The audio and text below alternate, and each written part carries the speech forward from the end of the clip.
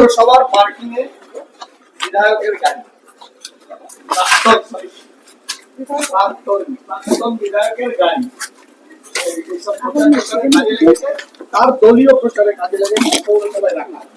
অনুরোধ করবো আপনাদের মাধ্যমে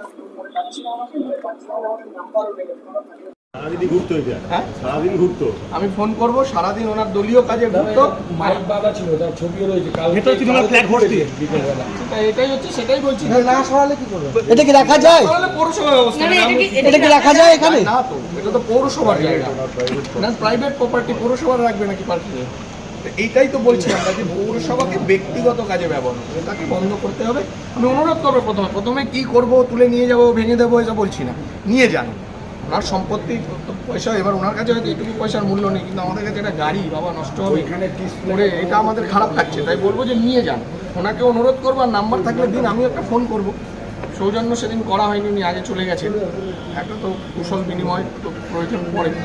আমিও করবো, নাম্বার থাকলে দিন আমাকে, আমি কথা বলে নেবো। আর না হলে আপনাদের মাধ্যমে ওনাকে বলছি, যদি নিশ্চয়ই শুনছেন, আশা করি স্থানীয় সংবাদ মাধ্যমে ওনার নজর থাকে, বলবো নিয়ে যান, এটাকে নিয়ে যান, এই জায়গাটা খালি করুন, পৌরসভার কাজে লাগাবেন।